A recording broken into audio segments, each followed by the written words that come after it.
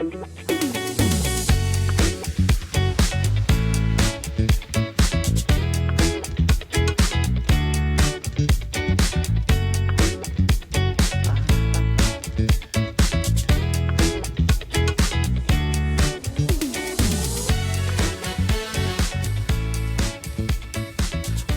to the Justin Strawn Podcast. I am your host, Justin Strawn. Glad to be joining you for another day of the podcast. Got a lot to talk about. And as always, if you are coming to the show for various reasons, whether you're coming for Mississippi State coverage, whether you're coming for movie and television coverage, or whatever else it may be, check the show notes. I'll have those listed for you guys so you can tune into whatever it is that you prefer to listen to. As always, we'll be starting with Mississippi State coverage because that's where probably most of my listeners are coming from. So I will start with it almost every single time that we record. So just letting you guys know off the top of the show. We got lots to talk about today, so we'll get into that here in just a little bit. But I want to remind everyone, if you are on YouTube, you can watch the show on YouTube. I have a lot of people doing that. I actually have more people doing it, watching the show on YouTube than I have listening on some of the other podcast apps. So that is a possibility for you if you're interested in doing so. If you're on Spotify, you can also watch the show there. I do a video podcast and upload it to Spotify when I'm uploading the show to all of the platforms. If you're on TikTok, I'm uploading clips there. So if you come across some part of the show and you're like, hey, I would kind of like to share that one little section there, check out TikTok. I do occasionally post those. I post them throughout the course of over the course of a few days. So you can check out TikTok. You can find me on it, and you can find me on Twitter. You can find me on Instagram, Facebook, all the platforms out there. And I would appreciate it if you followed and subscribed, whatever it may be. I would appreciate that. If you are watching on YouTube, hit the subscribe button. That would really help me out a lot. You would just do me a big favor in hitting subscribe. I know some of you are just going through and finding it, but if you're on any of the other platforms, following helps as well. Like I said, even if I'm getting the views, it helps even further if you hit that subscribe button or that follow button, because it makes the show get out to more people. And speaking of getting out to more people, if you're on Apple or Spotify, if you're hitting follow, I would appreciate that. And if you're also rating it, I would appreciate that as well. So like I said, all those things help me get the podcast out into the ears of new listeners. All right. Like I said, I have a lot to talk about. Big weekend for Mississippi State. Not really a whole lot of good news, except for one thing. If you've been hoping for Lane Kiffin to leave, that helps. But got a lot to talk about with what happened on the field and on the court for the Bulldogs. The only other thing I'm going to be talking about today will be the premiere of Stranger Things Season 5, Volume 1. We'll talk about those first 4 episodes. And I'm probably going to go into a little bit more detail than I normally do on the TV stuff. So if you're wanting to hear about Stranger Things, if you're a huge fan of it, kind of like I am, I will definitely be breaking that down later on in the show. So, all right, let's go ahead and get into it. Let's start with the Mississippi State results of the week. Mississippi State, let's start with football. Obviously, the Mississippi State Bulldogs go down to the Ole Miss Rebels 38-19 in the Egg Bowl. I'm not going to try to give you a whole lot of recap about it. I'm just going to kind of give you my thoughts on what this means for the program and what it means for Mississippi State going forward. Just real quick, it was a disappointing result. You had a week and a half, you had almost 2 full weeks to get ready for this game. And for a while, it looked like Mississippi State was going to be able to compete, and it looked like Mississippi State had a chance in this thing. But once Ole Miss went and scored that touchdown right before the half, you kind of felt like it was over. I was kind of holding out hope that maybe Mississippi State could respond when they got the ball in the second half and score their own touchdown and cut the lead back down to 3. Back down to 3. That was not to be the case, unfortunately. Mississippi State just ends up scoring a field goal. They were down 8 points at that point, and that was as close as they ever got. Things you like, obviously, we got Kamario Taylor for the entire game. He never came out.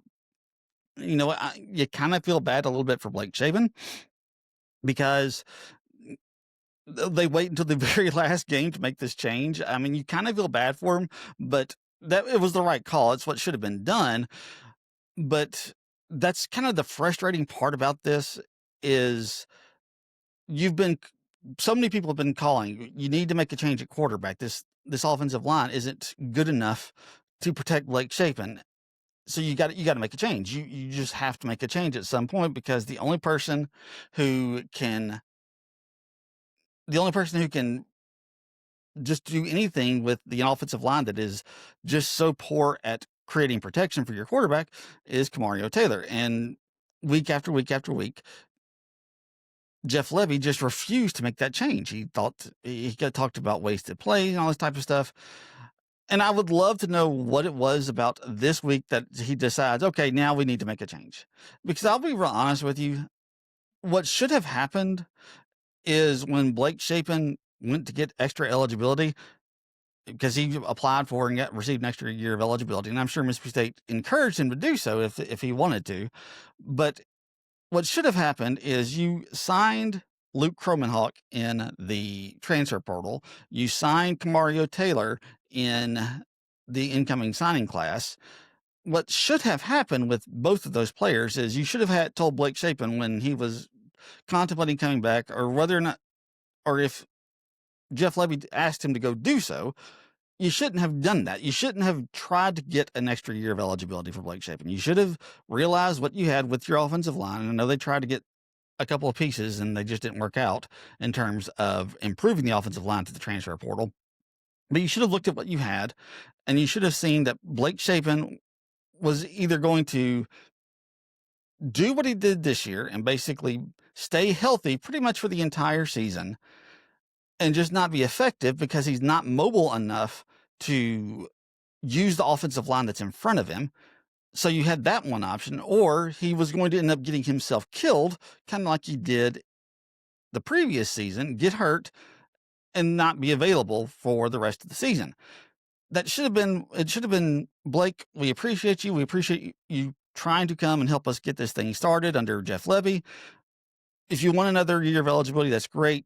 Feel free to go transfer, head to another school that could use your services, that has a better offensive line, that can protect you and can provide a place for you to showcase what you're capable of. Because I do believe that Blake Shapen, and I said this in some of the previous episodes, I do believe that Blake Shapen has the talent and ability to have contributed to teams. I think he could have done that, but not with this team, because this team had an offensive line that couldn't protect him well enough. He is mobile enough to be able to move around in a pocket that does not just completely collapse on him.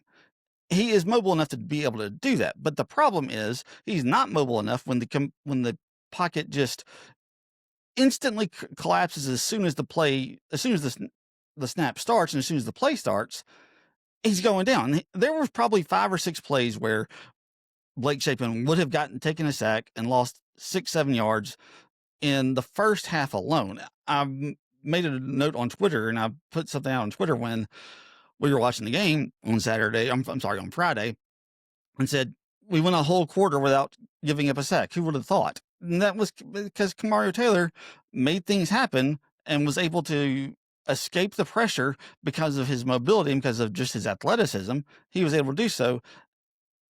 And we saw the results. This is what should have happened the entire time.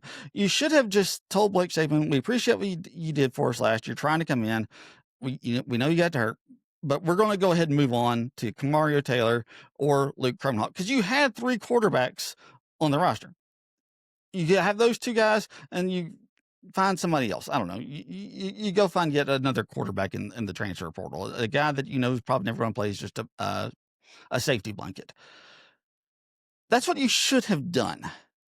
And if you had done that, I still think you'll win every single game. The only game I think that would have been in question that you won this year would have been the Arizona State game. Would Kamario Taylor have been ready to step up in that situation? I think he would have. I think if you had given Kamario Taylor all 4 games all 4 non-conference games prior to the conference slate getting started, I think he gets enough experience and enough composure under his belt that he's effective, and he wins at least the Florida game. At the very least, he wins that game, and he has a chance to win, I think, the Texas game. I think he has a really good chance to win that, and who knows what he can do and how much better he'd be off by the time we get to Ole Miss and Missouri and all these other places, and who knows what's capable. Look, I don't think they would have won like 10 games or anything like that, but there is a possibility that this team could have won like 7, 8 games that if you have Kamario Taylor back there at quarterback.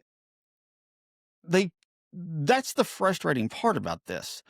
And that's what makes it just so infuriating trying to support this team under Jeff Lebby. Look, I'm just going to go ahead and tell you right now. When Jeff Lebby was hired at the end of 2023, when they made the decision to hire him, I wasn't really covering Mississippi State at the time. I'd kind of taken a break from Mississippi State coverage, and I was moved on to movies and television. But I chimed in on Twitter just like everybody else was, because I still provide my opinion I was still providing my opinion on Twitter. And I said, I'm not just real thrilled with this.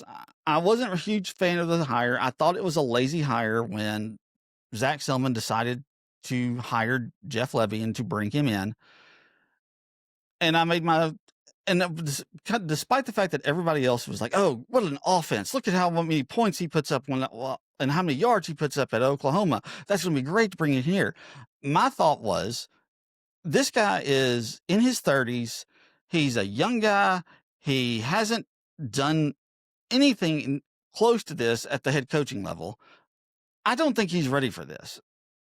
And people pushed back on me so hard. And one of the reasons why I didn't think he was ready is because of the stuff with his father-in-law. Look, his father-in-law had as unceremonious exit from Baylor as you could possibly have. He, as successful as he was, you would think somebody would have taken a chance on him if they thought it was worth it. And nobody has. Art Browse cannot get a job. And every time he has tried to get a job, whatever institution has hired him has been so disgraced by the blowback on it that they end up having to let him go. And I told people, I was like, I just don't think this guy is mature enough, and I don't think he's ready to take on the head coaching position, because the same year that we hired Jeff Lebby, like the second or third game of the year, he brings his father-in-law onto the field at Oklahoma prior to the game, and he gets ripped to shreds over it. And look, if he had just said, you know what, I realized I made a mistake, I shouldn't have done that, that would have been fine. But the problem is he doubles down on it. And like, after all the people who are calling him out for it, he doubles down on it by putting the picture of him and his father-in-law as his profile picture on Twitter. It takes somebody, my guess would probably be Zach Selman would have been one of them, because he was still the associate AD at the time, or assistant AD at the time at Oklahoma. It takes somebody calling him into the office and saying, hey, you can't do this. You got to fix this. And so he goes and apologizes and says, you know what, I was mistaken. It took somebody pulling him aside saying, you got to fix this. He didn't realize that on his own. Look, I get that's his father-in-law. I get it. He's more than welcome to associate with his family. I have no problem with that. He can come and visit. He can come to the games and sit in the stands. Have no issue with that whatsoever. I have no problem with Art Browse doing any of that. But you bring him onto the field and you make him in Oklahoma gear. I was like, he's not ready for this. He doesn't understand he doesn't understand what it takes to be a head coach. And people came at me so hard saying, you don't get it. It's fine. His father was never declared guilty. He wasn't declared guilty of anything because he wasn't on trial for anything. Nobody ever accused the guy of committing a crime. They just accused him of doing some incredibly unethical behavior. That's the difference. But everybody came at me and I was like, that's fine. If you're right, great. We'll be in great shape. What have we gotten in the 2 years since? We have gotten one SEC win. We've gotten a coach who has gone 7-17. We've gotten a guy who hired a special teams coach to be his defensive coordinator because that's his bud. That's what we've gotten with Jeff Lebby. And I try to tell people that this was a lazy hire by Zach Selman, and that this is not the direction that our program needed to go in. And everybody came at me and they yelled at me and said, no, you don't know what you're talking about. You don't get it. Tell me I don't get it. When we are 7-17 in 2 years after the Jeff Lebby experience. And if you have any faith that it's going to be better next year, I would love to know what you're basing it on besides Kamario Taylor. because we're going to talk on Wednesday about the recruiting when we get the signing classes come in. We'll talk about that then, because we got issues there. We got all kinds of issues there. This coaching staff isn't recruiting at all. So like I said, besides Kamario Taylor, what are you basing, the fact that you think this team's going to be better next year? Because I don't. I mean, the schedule is going to be easier, so maybe you can get a couple more wins, but I just don't have any faith in this coaching staff to figure this thing out. It's a bunch of guys that he hired his butt. And I'll be honest, I don't know that he's going to make changes. He hasn't made changes yet, and I've heard that there's the possibility that they may make changes after signing day comes and goes. And if they do, great. Okay, that'll be fine. We'll make changes then. But I don't know that that's going to happen. I really don't. Last year, he kept Coleman Hutzler because he said we needed continuity. We need to keep all of our staff as much as possible, just for that continuity reason. And I feel like that he's going to do the exact same thing again. I don't think Jeff Lebby is ready to be the coach. Look, I hope he proves me wrong next year. I thought he might have. Look, I was honest. I'll be honest. I thought, okay, after the first 4 games, and even after the Tennessee game, I was like, you know what? He may be more ready than I thought he was. You won 4 games. You beat Arizona State. You found a way to win a game that you had kind of given away against Arizona State, and you had opportunities to win against Tennessee, a much more talented Tennessee team than you were. I was like, okay, you know what? He might have a chance here. He might be more ready, but no, that's not the case at all. He loses basically 7 of the next 8 games. And yeah, 7 of the next 8 games.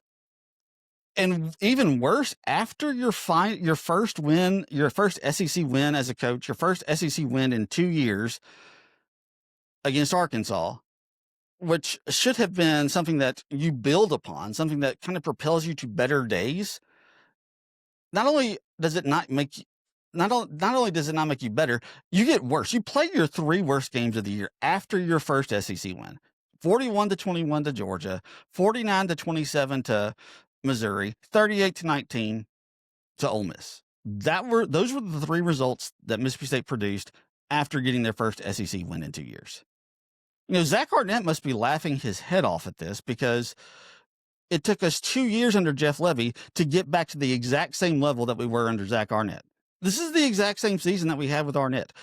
Arnett's season was 1 SEC win against a really bad Arkansas team, 1 upset win against, and at the time it wasn't an upset because we were favored, but 1 upset win against a team from Arizona in the Pac-12/Big 12. You win the rest of your non-conference games, and that's it. You go 5-7. That's exactly what happened this year. We beat Arkansas, a really bad Arkansas team. We beat a team from the Big 12/Pac-12 in Arizona State from Arizona. We won the rest of our non-conference games, and that was it. That was all that we could win. We were right back to where we were under Zach Arnett. Now, you can make the argument that we had a much tougher schedule, and we did, but you had opportunities to win, and you couldn't do it.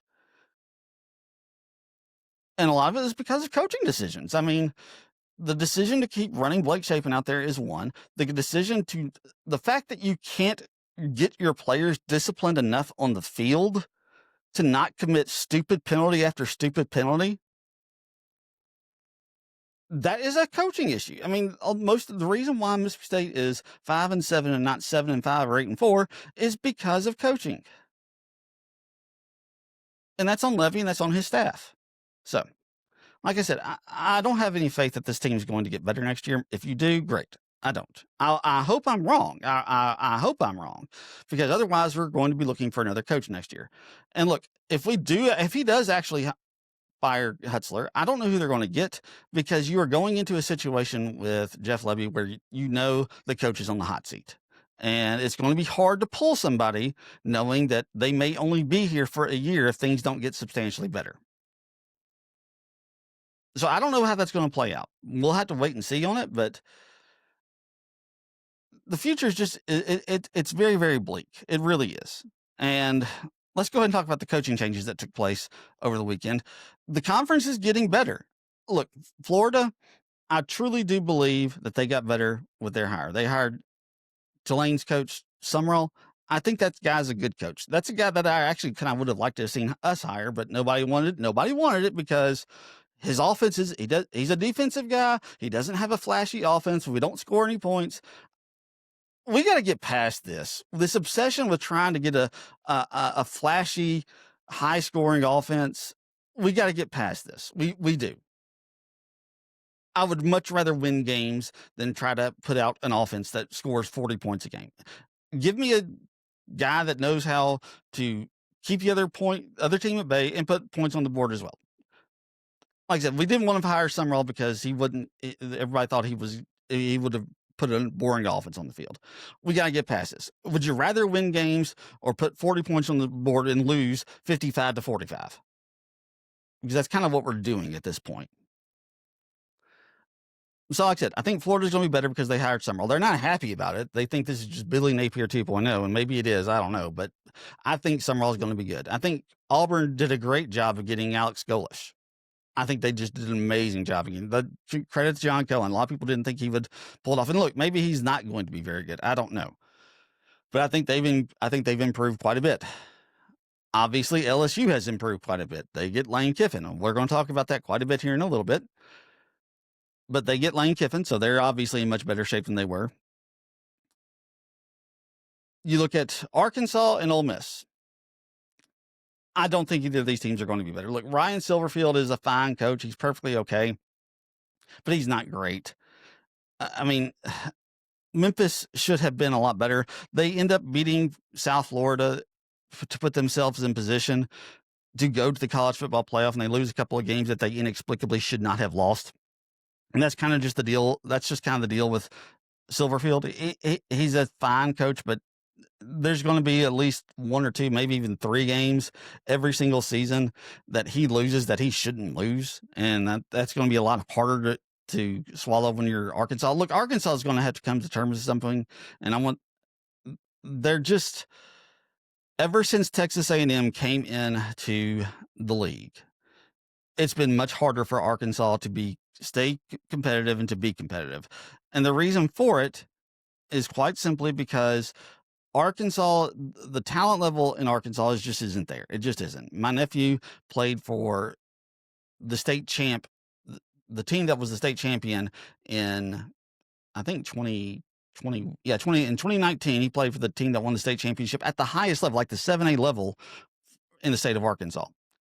And none of that team ended up going to a Power 4 school, except for the kicker, who is Kyle Ferry. I think he was on that team, if I'm not mistaken. But that's the only one that made it to a Power 4 school. That's it. And that says something. Like, the best team in your biggest division can't get a single person onto a Power 4 roster. That says something. So the school has to go into other states. They used to rely so much on Texas because the one thing that Arkansas used to offer was they offered the ability for Texas kids to play in the SEC and not have to go that far from home. Well, they don't have that anymore. Texas A&M took that away from them, and now Texas is here, and it's even worse because there's now 2 options for Texas kids. So they've got to figure out how they're going to make things work in Arkansas. And look, Mississippi State has their own issues. We'll talk about those in a little bit. But then you have Ole Miss. And look, I get Ole Miss fans are ticked off. They should be. I would be ticked off too in their situation. When you reach the pinnacle of the sport, you're going to play in the college football playoff. You're making your first appearance in the college football playoff. Now, granted, it is the expanded 12-team version of the college football playoff, not the 4-team from a few years ago. You get to the college football playoff, and your coach bolts on you, and not only bolts on you, but tries to sabotage your entry into the college football playoff by taking all of the offensive coaches. Yeah, I'd be pissed off too.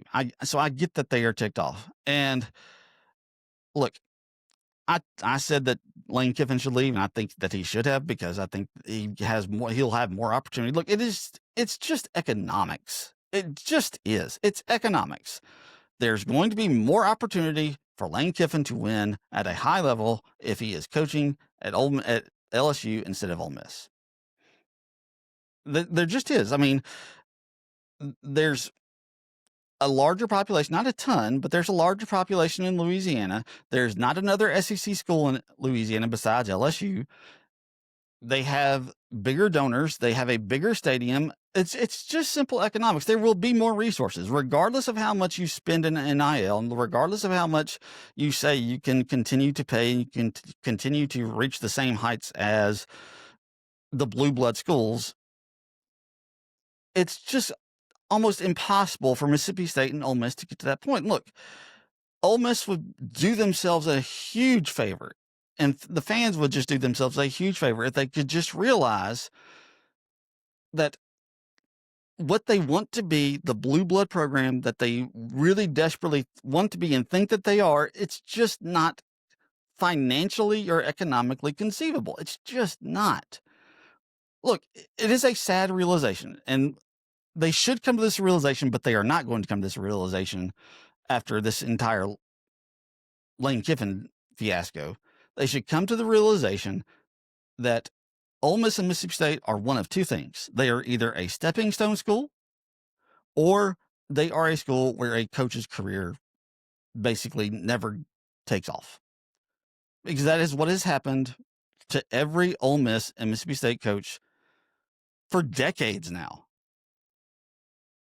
The number of people who have retired at either of those schools are very rare exceptions. You got Jackie Sherrill, who retired there. That was going to be his last stop regardless, because of all the NCAA trouble that he had. The only time that he got really anybody really took a look at him was Alabama after the 2000 season. That was it. Nobody else really ever gave him a second thought. Nobody really looked at him because of all the NCAA stuff that kind of came with Jackie Sherrill.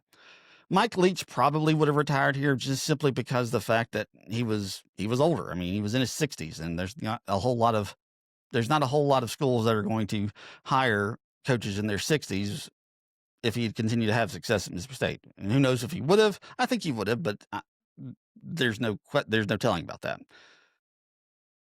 Other than that, almost every single coach has been fired. Croom, fired. Moorhead, fired. Dan Mullen is the exception. He found a job in another school, and it didn't go well for him. I mean, it started off pretty good, but didn't end very well for him. And that's kind of the case it is with Ole Miss. Houston Nutt, fired. Matt, what's his name? I can't remember whatever his name was. Fired. Hugh Freeze, fired. Or, I mean, he probably would have eventually got another job, but once NIL got here, we see what Hugh Freeze is. If he can't cheat and pay players under the table, there's no point in hiring Hugh Freeze. Hugh Freeze, fired. David Cutcliffe, fired. This is what happens at Ole Miss. You either get fired or you become a stepping stone. Lane Kiffin, stepping stone. He's going to a better job. Tommy Tuberville, stepping stone. He went to a better job. That's what these two programs are. And look, it's kind of sucks to make that realization. It does, but it's once you understand what you are, you can be okay with it. And look, I know a lot of people are saying Pete Golding, he's going to be great. He's going to do great things. Maybe he does, but to assume that is a bit much.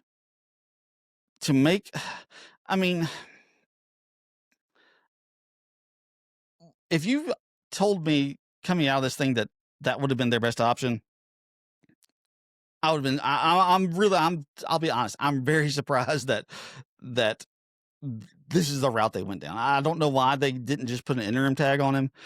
I mean, this is so much like what had happened with Mississippi State when they lost Mike Leach. I don't know how they're going to recover from this. Look, Pete Golding, they may not fall as far as State did. They may not. I don't know. They could, they couldn't. I have no idea. But it is so similar because they get blindsided by their losing their coach for very different reasons, obviously. And then they give their defensive coordinator the full, you are now our coach, not interim coach, but you're now our coach. And he hasn't done anything to prove it. Like I said, I just don't understand why they didn't at least try to put an interim tag on him and do a search. Keith Carter, a lot of people say Keith Carter handled this. A lot of people say Keith Carter handled this well. I don't think he did. I think he handled a lot of this poorly. At some point, you should have known that he was going, and you should have just told Kiffin, see ya. I know there's all the stuff about buyout, all this type of stuff. Like, if you want to go ahead and go now. We're going to just go ahead and transition without you. And you could have been in a better position to hire yourself a better coach, because once Kiffin finally decided to leave, that's when all the dominoes fell. Figure it out. You got lawyers. Everybody talks about that buyout. Did Ole Miss not put a mitigation clause on Kiffin's contract where if they fire him, that he has a duty to mitigate? Because almost every single contract has one of those on there. Did they not do that with Kiffin? Because he had another job lined up. They wouldn't have had to have paid him, because if there is a mitigation clause, you don't have to pay him if he gets another job. And like I said, I don't know. I would assume that Ole Miss did that. Maybe they didn't. I don't know. But like I said, I don't get why they think hiring Pete Golding is going to keep them in good shape, because I just don't get it. So, all right. Anyway, I'll be very interested to see what happens with Ole Miss in this playoff. I really will. I don't know how they're going to. I'll be real honest with you. There is a possibility they don't make the playoff. If I think Alabama did them a huge favor, because if Alabama doesn't win that Iron Bowl and they end up going to the SEC championship game, and they don't have an offensive coaching staff to go in and play Georgia, they probably end up getting smoked. Look, I know the players are more important than the coaching staff, but you have to have a game plan. You have to have something to be able to put on the field, and to be able. Because I don't know who of their remaining offensive coaches that are there have enough familiarity with the offense and understand it to be able to call the plays. I don't know. I have no idea. I mean, they've got a running backs coach that's still there, an offensive line coach that's still there. And I think that's it on the offensive side of the ball. Maybe a tight ends coach. I don't know. Or I don't know if the wide receivers coach and tight ends coach are the same or not. But I know they lost their wide receivers coach. They lost their offensive coordinator. So like I said, I'll be very interested to see what happens, because there is a case to be made that they shouldn't be in the playoff, or at the very least that they should go down in seeding. I think they'll still be in the playoff, but I think there's a very good chance that they're going to be on the road for the first game after all this has taken place. I really do kind of think that they're going to get pushed down. We'll see when the rankings are announced. When the rankings are announced on Tuesday, what they do with Ole Miss, because I don't know. I don't know. And like I said, there is a case to be made to even take them completely out. And Ole Miss fans aren't going to like it, but there are going to be coaches, there are going to be ADs that are going to be out there stumping for their schools and saying, "Hey, why are we being left out behind Ole Miss when you have no idea what kind of an output are we going to get from those guys without their offensive coaching staff, without their head coach?" Like I said, I don't know how it's going to play out, but we'll just have to kind of wait and see. So, all right, let's go ahead and talk about the basketball team. I thought I was going to have some good things to talk about with the basketball team for at least a little bit, and then it kind of all fell apart. They barely beat University of New Orleans on Monday night last week, and then they turned around, and on Friday, we thought we were going to have something to kind of like, oh, okay, maybe things are okay. Maybe we got something to look at positively here with the basketball team, because they were up by like 8 points on a pretty good SMU team, and then they just blow it. Then they just absolutely blow it. They had like an 8-point lead with like 5 minutes left to play, and SMU comes all the way back. They tie the game up. They go to overtime, and Mississippi State just lays an egg in the overtime. I don't know what to make of this basketball team. I don't know what has happened to Chris Jans. The fact that he barely beats a University of New Orleans team, and his team just completely wilts under the pressure against a good team. Like I said, I don't know. I really don't want to call for his job, because I thought he did such a great job those first 2 seasons. Thought last year was a little bit of a disappointment, but it's getting really difficult to suggest that Chris Jans still knows what he's doing. He still has the capability to lead this team. This is one of the most disappointing seasons that we've had as a Mississippi State fandom. I mean, think back to 2001 football team. That was probably as disappointing as this has been so far. Um, 2022 baseball team coming straight off the national championship, and you don't even you finish dead last in the SEC. I mean, these those are the types of disappointments, and you'll notice those coaches didn't last much longer after. Jackie Shearer only lasted a couple more years after that 2001 season, and Chris Lemonis only lasted a couple seasons after that 2022 season. Chris Jans needs to figure this out, and I'm starting to wonder if just his style of play, this hard-nosed defensive style play, just isn't going to cut it anymore in college basketball, because we have so much of the NBA style of basketball starting to come down into the college levels and the college ranks. I'm starting to wonder there's a possibility that he doesn't have it anymore, and I hope that's not the case, but it's a valid question, and I don't know the answer to it. I just don't know how this is all going to play out, because it seems like the college game has just changed too much for what he has done in the past to still be effective. He's never had a team that's been just a high scoring, great scoring team. He's just never had that in his time at Mississippi State, or really, from what I can tell, anywhere else. And I just don't get it. So, like I said, I hope I'm wrong. I'm hoping that he can figure this out. I'm hoping that when they take on Georgia Tech, I don't remember what day this week they take on Georgia Tech, but whatever day they take on Georgia Tech this week, I'm hoping that we see a little bit more signs of life from them, and we can kind of get this ship righted. Because right now there is no path to the NCAA tournament. They pretty much need to win every single non-conference game from here on out to even have a chance. And they got some tough games left on the schedule before they get to SEC play. So anyway, we'll see how that plays out. But right now it's just not looking real good. So. All right, let's talk about something that's a little bit more fun to talk about, something I've enjoyed a little bit more. Let's talk about the first 4 episodes of the 5th season of Stranger Things. I'll just go ahead and tell you this right now. There will be spoilers for this. I don't typically try to do spoilers, but I want to talk a little bit more in depth about the first 4 episodes of this. So there will be spoilers. Episode 1 of season 5 is called The Crawl. I'll just go ahead and tell you this much right now. I really enjoyed these 4 episodes. I thought these were really good. The critics have not been quite as enthusiastic about it, but I love these episodes. I thought they were just really, really phenomenal.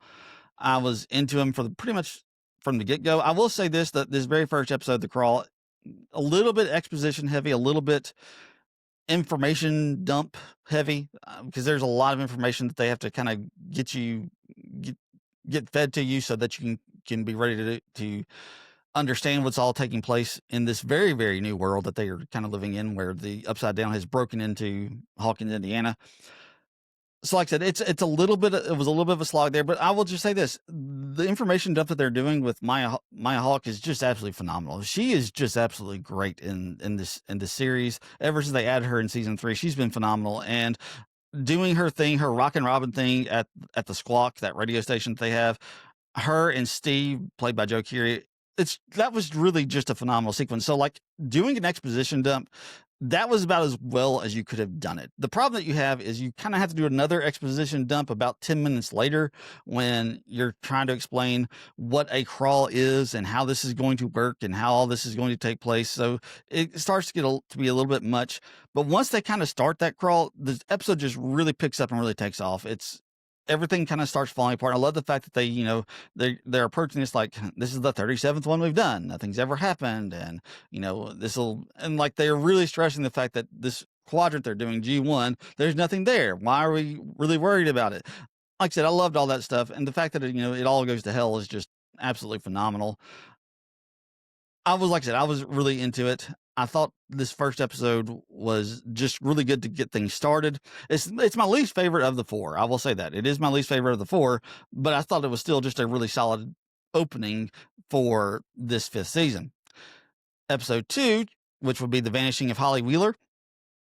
Really good. I love the fact they are bringing in a character who has been the absolute definition of a background character up until this point in Holly Wheeler, Mike, and what's her name's? I always forget Nancy. Mike and Nancy's younger sister.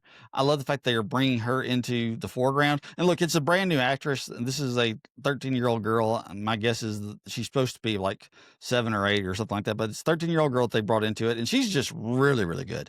I love what they did with her. But bringing her into the foreground, making her an important part of the show was just brilliant in my estimation, because they're revisiting a lot of what happened in season 1 and a lot of what happened in season 2, which was surprising as well, because I know a lot of people weren't just huge fans of season 2, but bringing her in and having them focus on her a little bit, I thought was the right call. And I love the way that they are breaking them up, because they do this in almost every season. They kind of pair off or group off their cast members, and they've got some really interesting groupings, because you got basically Hopper and Elle working through their issues inside the Upside Down throughout the course of this entire thing. You've got what are supposed to be older teens. Now they'd be in their 20s, but they're all kind of in their 30s, with Jonathan, with Joe, no, not Joe Carey, with Steve, with Nancy, and you got Dustin kind of joining that group as well. I thought that was a great grouping. Then you've got Mike, you've got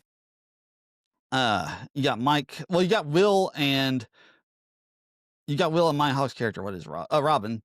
Will and Robin kind of paired off as well. I thought that just works really well, because they're the LGBTQ version of the show. So like I said, the pairings are great.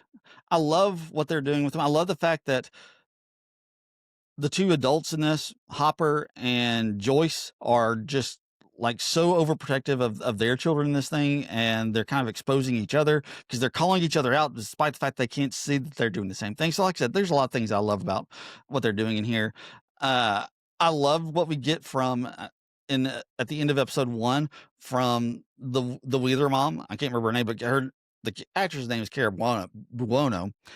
Great standoff between her and that Demogorgon. That was just absolutely phenomenal. I thought that was just absolutely a work of art. I was starting to get a little frustrated throughout these first 2 episodes, because we weren't getting any of Max in this thing. Sadie Sink was just sitting in a hospital bed in a coma. I was like, please tell me that's not how we're using this character. Please tell me that's not all we're doing for this character. And when she shows up at the very end of episode 2, perfect deployment of her.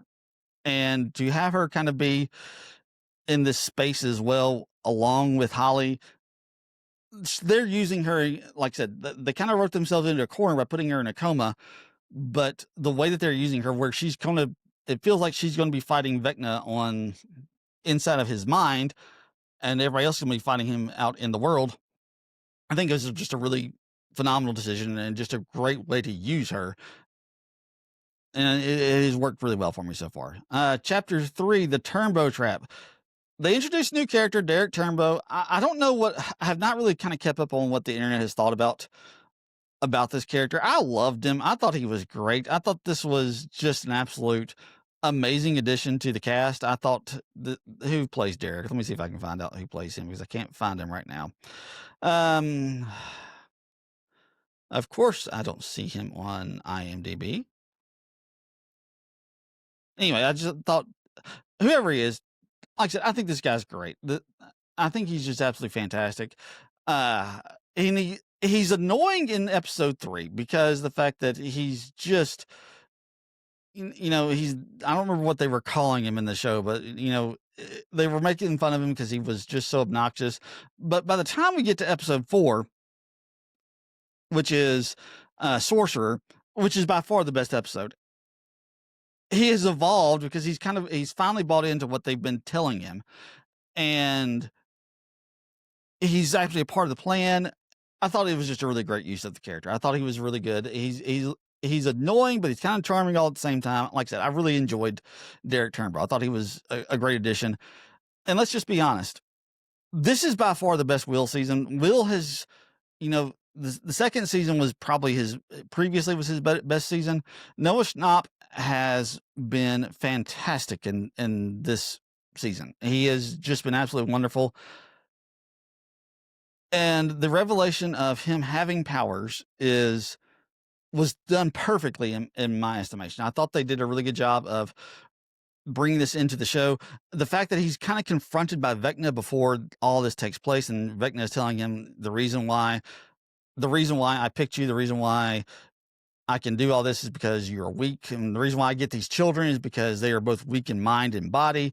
And like, that's one of the reasons why he goes after Will at the very beginning of this entire show. And then for Will basically to kind of understand like the fact that he has this connection to the hive mind and that he can use those same powers that Vecna has because he can tap into them. And for him to realize this at the moment when like all of his friends are getting ready to get slaughtered by Demogorgons was just really good. And to have him do this thing to the Demogorgons that Vecna was doing to all of his victims in season 4 was just absolutely great. And you get that moment at the end of episode 4 where he's wiping his nose after the nosebleed, like we've seen Eleven do so many times throughout the course of the show. It's just really done well by the Duffer Brothers. You also get the revelation that what Hopper and Elle were hunting and tracking down in the Upside Down is actually her sister, number 8, I think is what number it was, but that we met in season 2, episode 7. A storyline that nobody liked, that I didn't like, that you can't really find anybody that enjoyed that storyline.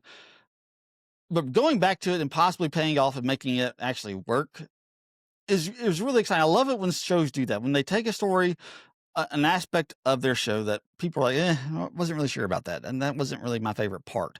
But when they go back to it and try to revisit and try to make it into something better, I love it when shows do that. And I think they've got a really good chance to do that with, the sister that we saw in season 2, because they've never really gone back to it and revisited at any point.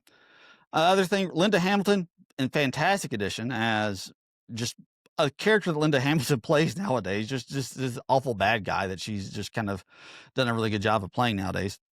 I thought that was a great addition to the cast. I'm hoping they use her a little bit more. I'm hoping we get more from her.